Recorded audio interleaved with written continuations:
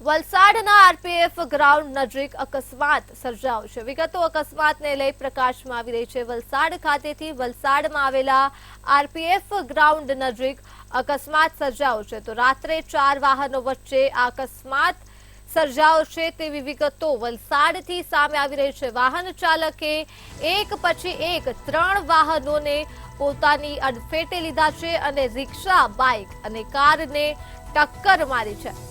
તો સાથે જ વાન વરસાદી પાણીના નિકાલવાળી ગટરમાં ખાબકી હતી, ત્યારે ઇજાગ્રસ્ત રિક્ષા ચાલકને હોસ્પિટલ ખાતે ખસેડવામાં આવ્યો છે। તો પોલીસ ઘટના સ્થળ પર પહોંચી હતી અને કાર્યવાહી કરી હતી।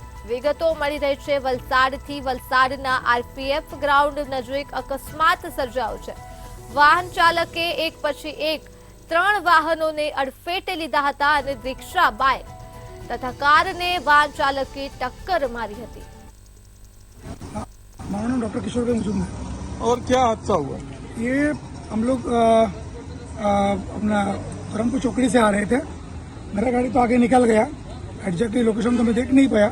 मेरे फ्रेंड ने मुझे बताया कि एक ये जो ओमनी दिख रहा है अभी, ये ओमनी गाड़ी पहले रिक्शा वालों को टक्कर मारा, फिर कोई बाइक वाला था पीछे, उसको टक्कर मारा, फिर उनके गाड़ी को पूरा घिस के निकल गए। बराबर, तो अच्छा हुआ कि उनके जान में कोई नुकसान नहीं हुआ। गाड़ी के बहुत बड़ा डैमेज हो गया है। इस तरह का बेपरवाह गाड़ी चलाते लोग, ये तो बहुत खतरनाक है सबके लिए। पुलिस को इमीडिएट एक्शन लेना चाहिए इसके बारे में। बराबर, थैंक यू। वो गाड़ी में तो किसी को लगा, रिक्शा वाले को किसी को लगा हो तो मुझे आइडिया नहीं। वो तो अभी एम्बुलेंस आए थे और लेके गए कि नहीं अभी तक पता नहीं चला मुझे। मैं तो घर चला गया था, रिटर्न आया तो दिखाई पुलिस। बराबर, हाँ, मेरा नाम डॉक्टर किशोर।